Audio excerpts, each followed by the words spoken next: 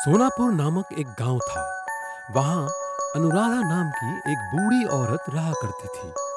उसका कोई परिवार नहीं था, यहाँ तक कि कोई बेटा या बेटी भी नहीं थी। उसके पास एक सेब का बगीचा था। सारे पेड़ सुनहरे सेबों से भरे रहते थे। अनुराधा बच्चों से बेहद प्यार किया करती थी। जब सारे बच्चे खेल खत्म करके अपने घर जाया करते थे, तब अनुराधा सबको एक एक सुनहरा सेब देती थी। इस तरह अनुराधा का दिन बीता करता था।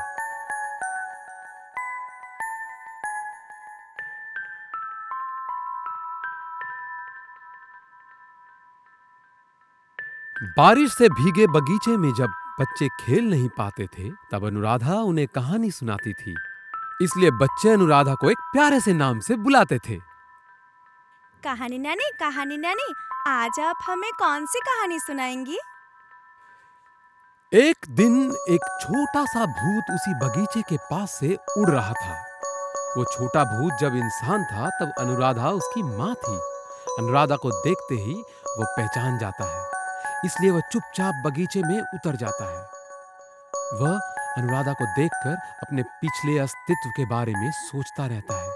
उसे याद आ जाता है कि बचपन में कैसे अनुराधा उसे प्यार किया करती थी। वो एक छोटे लड़के का रूप धारण करके पेड़ के पीछे से आ जाता है। मुझे भी एक सेब दो। किसके बच्चे हो तुम? तुमको मैंने पहले कभी नहीं देखा। मैं यहाँ नया आया हूँ। तुम्हारा नाम क्या है बेटा? मुझे छोटा भूत कहते हैं। क्या इतने सुंदर लड़के का इतना अजीब नाम?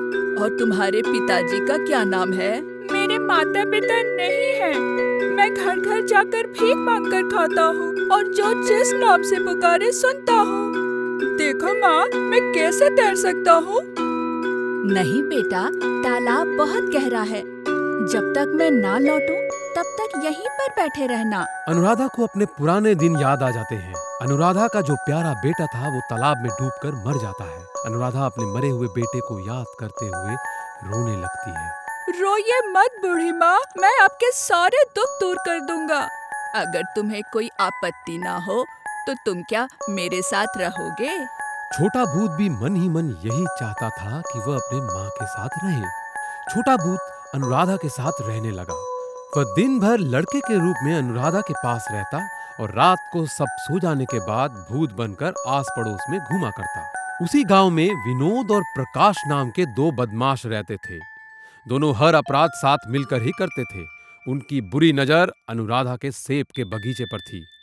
इस बुढ़िया का कोई नहीं है, चल उसके बगीचे को हड़प लेते हैं। अच्छा ही होगा, हम अमीर बन जाएंगे।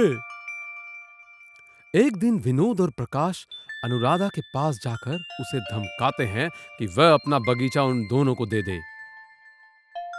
सुनो बुढ़िया, ये बगीचा हमें दे दो, हम बहुत पैसा देंगे, जिससे तुम्हारी बाकी जिंदगी अच्छे से गुजर जाएगी।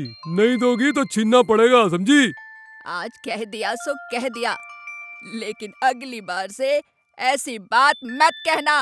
ये बगीचा मेरे लिए सब कुछ है। तुम लोग अब जाओ यहाँ से। ठीक है, आज तो हम जा रहे हैं, लेकिन हम वापस आएंगे।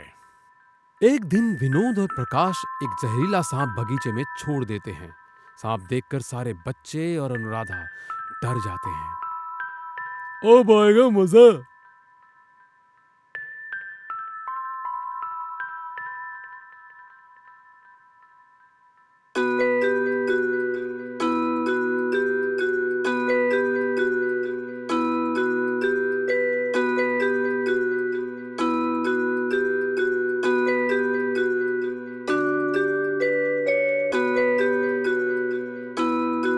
अरे बुढ़िया, काफी समय से बगीचे की मांग कर रहे हैं। हम आपको बहुत सारे पैसे देंगे कहा था, और उन पैसों से तुम्हारा जीवन अच्छा बन जाएगा, लेकिन तुम हमारी बात नहीं मानी। कान खोल के हमारी बात मानो, समझी?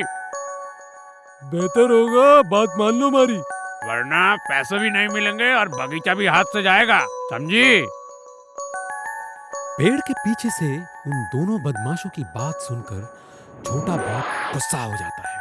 वो एक उड़ने वाले भूत में बदल जाता है और उन्हें सबक सिखाने के लिए सामने आता है। अच्छा, तुम लोगों में इतनी हिम्मत। वो एक भयानक तूफान बुलाता है जिसके कारण एक बड़ा पेड़ गिर जाता है और उन दोनों को कुचल देता है। डरो मत माँ, मैं आपका ही बेटा था। मेरे रहते हुए कोई आपका कुछ नहीं बिगाड़ पाएगा। मैं आज तो तुम्हें छोड़ रहा हूँ, लेकिन अगर फिर कभी इस घर के आसपास दिखे तो जीवन से हाथ धो बैठोगे, याद रखना, समझे? विनोद और प्रकाश दोनों वहां से भाग जाते हैं।